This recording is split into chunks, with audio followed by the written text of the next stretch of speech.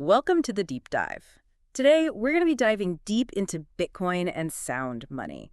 You've sent us a whole bunch of sources on Bitcoin, economics, history. Yeah, seems like you're really trying to figure out how Bitcoin fits into the whole picture of money, like its potential impact, maybe even its downsides, right? Yeah, exactly. Like, is it really digital gold, like everyone's saying?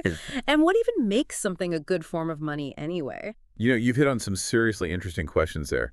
What we call money has, well, it's taken so many forms over the century. Oh, yeah. I mean, you think about it, shells and beads, gold, even government paper. It's wild. Totally. Uh, And your sources really dig into what makes a good form of money. Could Bitcoin actually be a real alternative to what we use today? That's the million-dollar question, right? One thing I keep seeing is this idea of Bitcoin as digital gold. But one of the sources you sent mentioned those ray stones of Yap, those massive stone discs they used as currency on some remote island. Oh, yeah. The Ray stones. Those are a great example of how the physical form of money, it isn't really as important as its properties, you know? Okay, so how does that work with giant stones? Well, those stones were super hard to quarry, hard to move around, made them inherently scarce, right? Yeah. And everyone on the island agreed on their value. So even though they didn't move much, they still acted as a store of wealth, A&D, a medium of exchange. So even if no one's walking around with these huge stones, everyone knows what they're worth. Precisely. And it all ties back to this idea of stock to flow. It's a way to measure how much of a resource is already out there compared to how much gets added every year. Okay, so a high stock-to-flow ratio means it's scarce, hard to make more of. Exactly. Gold has a high stock to flow ratio. It's one of the big reasons it's held value for centuries.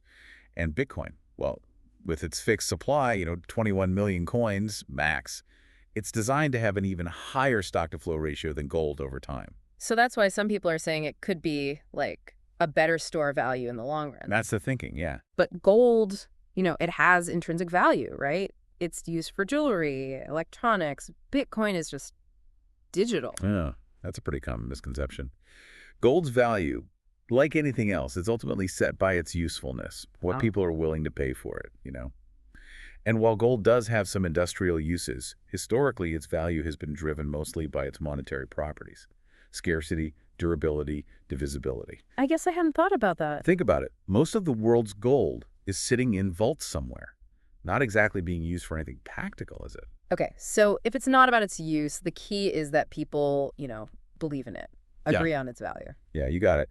And that's where trust comes in. One of the sources you sent, the Bitcoin Standard, it argues that the most trusted money, it comes about through free market competition. Competition. How does that work with money? Well, throughout history, things like gold, silver, they've come out on top, not because government said so, but because people naturally chose them, in a marketplace of ideas and value. The author argues that government-issued currencies, what we call fiat currencies, they aren't backed by anything tangible.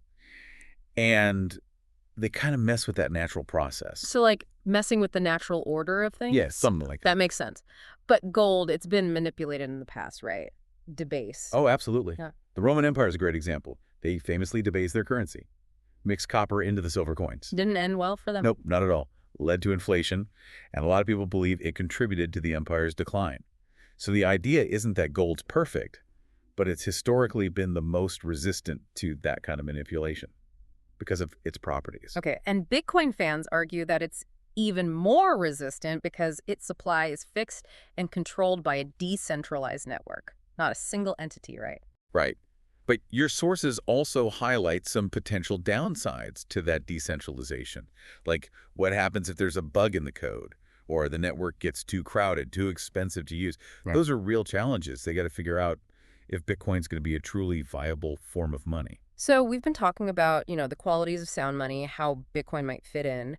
But one of the really interesting things that keeps coming up in these sources is this link between money and time preference. Yeah, time preference. It's a huge GE concept when you're thinking about economics, even societal well-being. I gotta admit, I'm not totally clear on that. What exactly is time preference? It's all about, well, how much we value immediate gratification, right, versus delayed rewards. Okay, so like wanting something NOW versus being willing to wait. Exactly. A high time preference means you're all about the short term. Low time preference, Yeah. you're more willing to wait for a bigger payoff down the line. Makes me think of that marshmallow experiment. The one where they give kids one marshmallow now or they can wait and get two? Classic. And some of your sources suggest that the type of money we use, it can actually influence our time preference as a whole society. Hold on, really? You're saying money affects how patient we are? Well, think about it. Sound money, it tends to hold its value over time, right? Sure. So it encourages a lower time preference. More saving, investment, long-term thinking. Oh, okay. I see. So if you think your money's going to be worth more tomorrow, you're less likely to blow it all today. Precisely. And those savings, they can be invested in things that are actually productive, leading to growth, innovation, the whole 9 yards. Yeah. But here's where it gets really interesting. Lay it on me. Unsound money, like the fiat currencies we use now, the ones prone to inflation, they kind of do the opposite. They encourage a higher time preference. Because if you know your money's going to be worth less tomorrow, You're better off spending it NRW. no. Exactly. Why bother saving something that's constantly losing value? It's like a treadmill you can't get off of. So it creates this like cycle of just spending, spending, going into debt. Unfortunately, yeah. A lot of short-term thinking, which can undermine, well, everything. Long-term investments, societal stability even. Hold on, it affects big stuff like that. Societal stability. That's what some of your sources argue, yeah. They suggest this shift toward higher time preference. It might have big societal implications, affecting things like, I don't know, family formation, how strong our communities are, all sorts of stuff. I'm trying to wrap my head around that. Like, how does money affect whether people start families? Well, let's say you're always stressed about money, barely making ends meet. The future seems uncertain because the economy's all over the place. Makes it harder to commit long-term, right? Starting a family, investing in your community, it all seems riskier. I guess that makes sense. So we've got money, time preference, and potentially these huge societal trends. But how does it all play out in real life? How does money actually, shape an economy? One of your sources, Hayek's The Use of Knowledge in Society, it offers a really brilliant insight into this. He argues that the most crucial role of a price system is to convey information. Information, like what kind of information? Information about everything. How scarce things are, what consumers want, production costs, literally everything happening in the economy.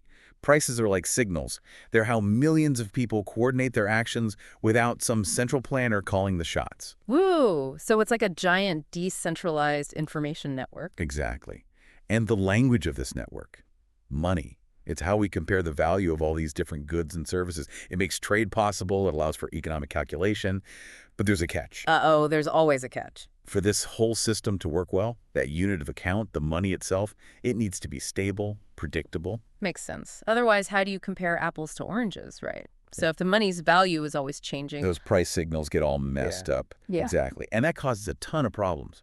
Businesses can't plan for the future. Investments get distorted. It can even lead to economic instability, recessions, the whole shebang. Which makes me think about central banks. They can manipulate interest rates, the money supply, all that. Could they be creating these messed up signals? A lot of your sources would say yes. They point to the dangers of central planning, messing with money.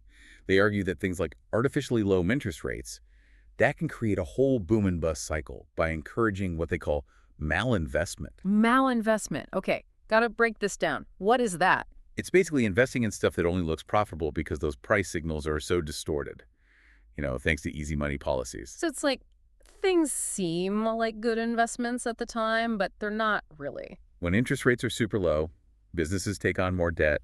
They invest in projects that wouldn't make sense otherwise. It's like Really a house of cards. perfect analogy. Eventually, it all comes crashing down. Then everyone wants the government to step in and fix things. Which probably just makes it worse in the long run, right? Yeah, that's the fear. It's a vicious cycle. Yeah. And it brings us to another really interesting concept from your sources, the bezel. The bezel. Okay, that sounds kind of ominous. It is. Economist John Kenneth Galbraith came up with that term. It's basically this illusion of wealth created by financial manipulation, fraud, all that shady stuff. So it's not real wealth? Not in the long term. It's like a mirage, Well, Looks like something's there, but it disappears when you get closer. so how does this bezel connect to unsound money? Well, your sources argue that these easy money policies, they inflate asset bubbles, they encourage risky speculation. It creates the perfect environment for the bezel to grow. Okay, I think I see. So when credit's super easy to get, tons of money flowing around. People get away with more risky behavior, for a while at least. It's kind of like... A casino where everyone's winning. Until the house decides it's time to cash in. Exactly. And when the bezel collapses, which it always does, It's usually the average person left holding the bag. Wow. So this bezel, it could be lurking behind all sorts of stuff. Corporate scandals, financial crises, even those government bailouts. You got it. And it's not just about the money lost either. It erodes trust in institutions. It messes up people's incentives. It can even, damage the moral fabric of society. Okay, so we've talked about the problems of unsound money, central planning, this shadowy bezel. It's a lot to take in. But let's shift gears. Let's talk about Bitcoin. Could it actually be a way to fix some of this stuff? That's the big question a lot of your sources are wrestling with. To understand Bitcoin's potential, got to understand the tech behind it, the blockchain. I hear that word everywhere, but I'm not going to lie, I still don't really get it. Think of it like a giant digital ledger. It's decentralized, it keeps track of every transaction securely, transparently. Instead of relying on a central authority like a bank, the blockchain is maintained by a network of computers all over the world. So it's like a shared database that everyone can see. Basically, yeah. Yeah. And because it's spread across so many computers, it's almost impossible to hack or manipulate. That's what makes Bitcoin, which is built on the blockchain, so much more resistant to censorship, control, than traditional money. So it's secure, decentralized, fixed supply. Sounds pretty good so far. Is that enough to make it a real, viable form of money, though? Your sources really dive into both the benefits and the challenges of Bitcoin. They say it could give people more financial sovereignty, protect against inflation, even make global trade easier. But they also point out the limitations: volatility, scalability issues, all the uncertainty around regulations. It sounds like it's still a big experiment. It is, and it's important to be a little skeptical, right? But it's also an experiment with the potential to totally change how we think about money, finance, the whole thing. We've covered a lot of ground in this deep dive. It's been quite a journey. It has. And the sources you sent, they offer a lot to think about, to keep exploring. I know I'll be thinking about all this for a while. But before we wrap up, there's one more thing I wanted to touch on. Oh, what's that? We've spent a lot of time on Bitcoin, but what about all the other stuff happening with blockchain? NFTs, smart contracts, DAOs. Feels like everyone's trying to put blockchain on everything these days. Yeah, it's true. There's definitely a lot of hype, a lot of speculation in the crypto world. And while Bitcoin is focused on being that sound money, a lot of these other blockchain projects, they're aiming to revolutionize all kinds of industries, even change how we live our lives. Do you think they can actually pull it off? Live up to the hype, I mean? Some of them? Maybe, yeah. Blockchain tech has some built-in advantages, right? Transparency, security, that immutability thing could be really useful for certain things. Like what? Give me an example. Supply chain management, Yeah. keeping track of where products come from, that whole process, that could really benefit from blockchain solutions. Makes sense. What about NFTs? Those seem more about, I don't know, digital art, collectibles, that sort of thing. Right. NFTs, non-fungible tokens, they're basically unique digital assets, verified and tracked on a blockchain. So they prove you own something digital. Exactly. Okay. Could be ownership of anything digital, really. Mhm. Art, music, even virtual real estate, stuff in video games. Mhm. Whether NFTs are going to stick around long term, though, who knows? It's hard to say. What about smart contracts? Heard those could automate all sorts of agreements, transactions. Yeah. Smart contracts, basically they're self-executing contracts, but written in code, stored on a blockchain. They can automate some pretty complex processes, cut out the middleman, maybe even make things more efficient. So, how would that work in the real world? Think about it. A smart contract could automatically release funds when certain conditions are met, or manage how royalties get paid out for a song, for example. Sounds like there's a lot of potential for things to change, disrupt things. But are there risks too? I mean, with all this new stuff. Oh, absolutely. One of the biggest risks is just how complex these systems are. Like writing and auditing smart contracts, that's tricky stuff. Even a tiny error in the code can have huge consequences. One of your sources mentioned that DAO hack on the Ethereum blockchain, kind of a cautionary tale. Oh, yeah, I vaguely remember that. It was a big deal, right? A lot of money lost. Millions of dollars, yeah. Got drained from this decentralized autonomous organization, the GAO, all because of a vulnerability in their smart contract. That's scary. But aren't blockchains supposed to be unchangeable? That's the whole point, right? Well, in theory, yes. But real life is messy. In that case, the Ethereum community, they ended up reversing the transaction, created a new version of the blockchain, basically rewriting history. So even in this decentralized world, human decisions still matter. Totally. And that raises some big questions about how these systems are governed, controlled, who gets to decide what happens when things go wrong, How do we make sure this tech is used responsibly, ethically? Big, important stuff. It does feel like we're still figuring all this out. We are. That's part of Ah. what makes it so exciting, though, right? Blockchain tech, it could be a game changer. But we got to be smart about it. Look at the potential benefits, the risks, have real conversations about how it should be developed, how to govern it all. It's been amazing, exploring the history of money, where it might be going, all the way from ancient stones to digital code. What a deep dive. It has been. And the Yeah, sources you sent, they offer a lot to think about, to keep digging into. for sure. Where can our listeners go if they want to learn more about all this? We've put links to everything you sent us in the show notes, plus some extra resources we thought you might find helpful. Perfect. Well, the future of money. It's being shaped right now. It's up to all of us to understand the choices we're making, how they'll affect the world down the line. Thanks for joining us on this deep dive, and we'll catch you next time.